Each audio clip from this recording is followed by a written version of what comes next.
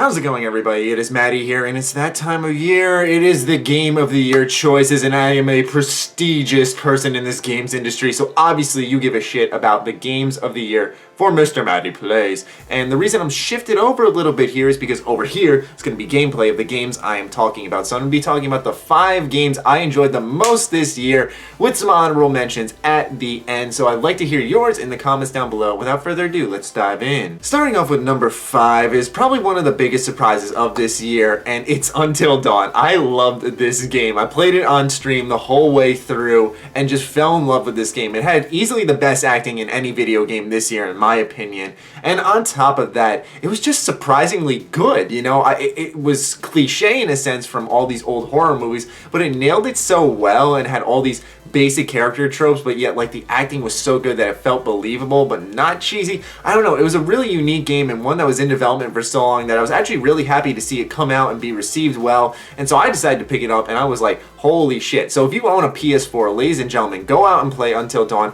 If you can handle some jump scares, it doesn't get that scary towards the second half, but really it's just an awesome game about choice and story, and if you're like that, then you'll like that. What the fuck did I just say? English broke.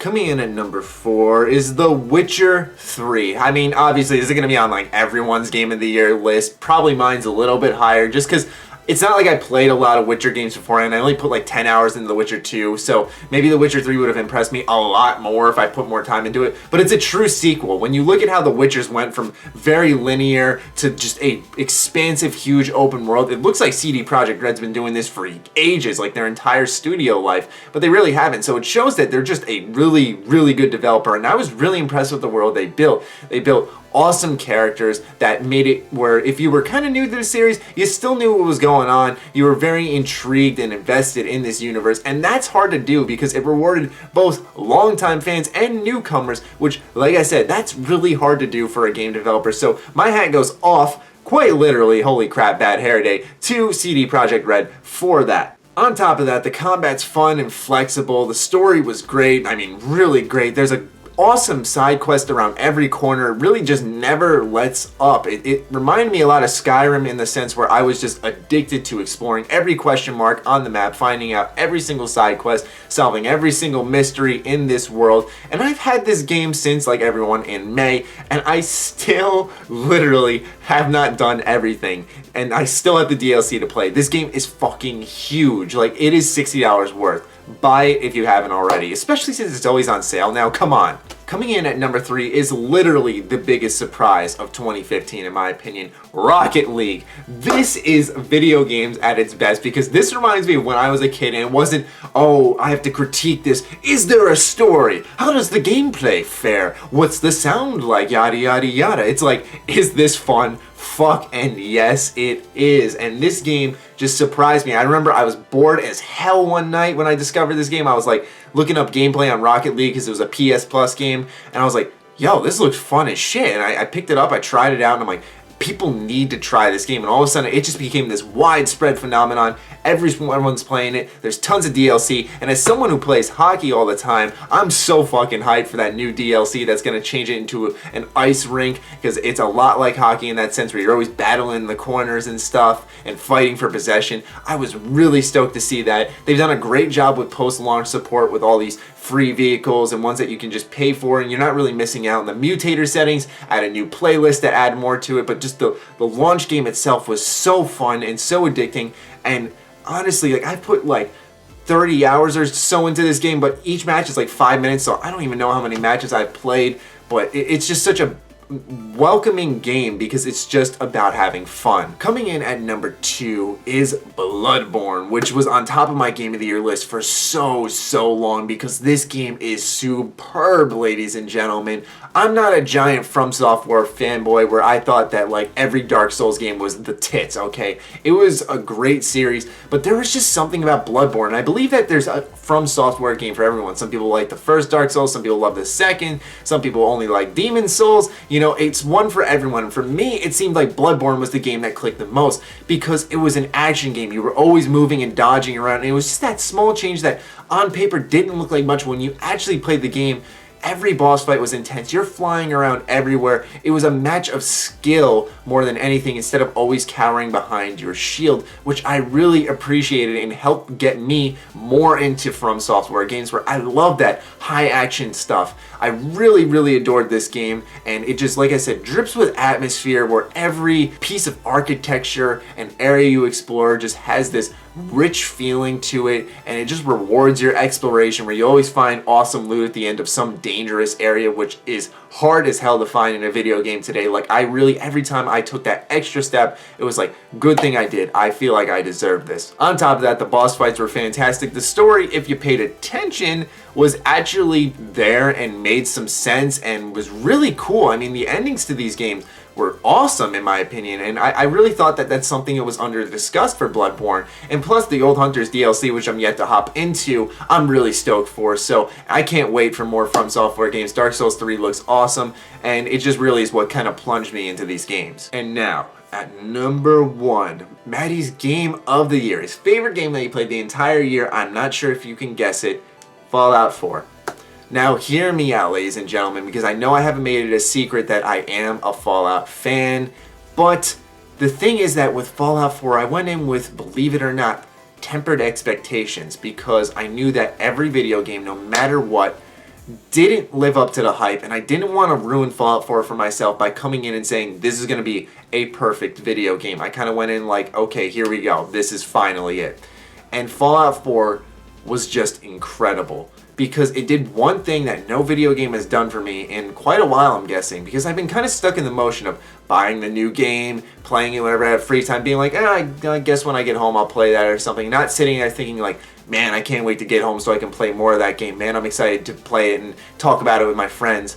Fallout 4 did that for me, where I just wanted to play video games, and it really excited me about gaming again, which is something I didn't realize I was missing, so to say.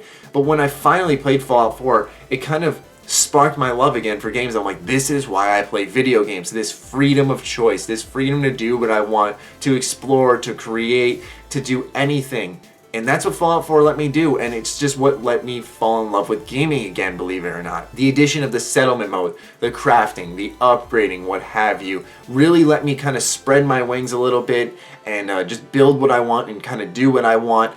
I thought that Bethesda actually finally told a good story, and arguably one of the best in the Fallout franchise, next to some of the classics which I thought were better, like Fallout 1 I think is a more traditional, strong story. But Fallout 4 tells an emotional story that I really enjoyed with some good twists. I know some will argue that the endings were pretty bad, but for me, I felt satisfied at the end, and for me as a gamer, that's all I look for in an ending, is to feel like complete, like my journey was worth it, and it did feel like that in Fallout 4. I feel that it was a true sequel. Everything that you took from Fallout 3 to Fallout 4 is just massively upgraded, where it makes it hard to imagine going back to Fallout 3 because I want to play it, because Fallout 4 just crushes it in every department. It tells a better story, it has better gameplay, it has more features, it has a bigger world, it has more locations, etc., etc. And I know some people may argue what is better and what, but for me personally, what Fallout 4 offers appeals to me a lot more. And it's just one of those games that I truly fell in love with, and I'm just going to be playing for a really long while. But those are my top 5 game of the year. Now it's time for honorable mentions, the games that could have cracked the top 5 but didn't quite do that. So I just want to mention 2 games real quick, and that's Just Cause 3 and Rise of the Tomb Raider. Those are 2 games I did not get to play. They are on my Christmas list. I just didn't have time to play them, especially because Tomb Raider came out the same day Fallout 4 did. So I just kind of didn't get time to play them. So they could have cracked my list perhaps if I had time to play them, but I did not.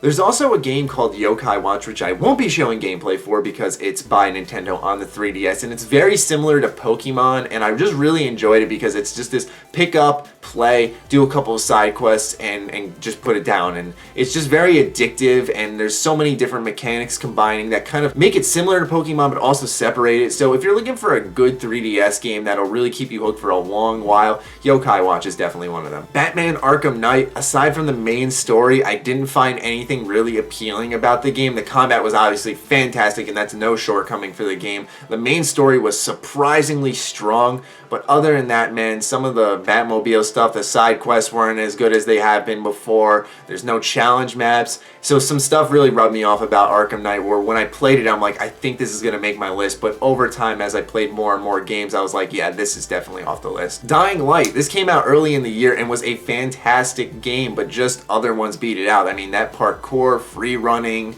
all the awesome combat, it was Dead Island done right, really. Metal Gear Solid 5, once again, not showing gameplay because fuck Konami, as we all know. But seriously, Metal Gear Solid 5 had arguably perfect stealth gameplay, but for me personally, just respect my opinion, couldn't get into the story. Could not, because it just felt too scarce and few and far between when it came to cutscenes and moving it forward and stuff, where it felt like a chore to progress the story more than anything. And then lastly, for the honorable mentions, this one was the hardest one to keep off the list, man.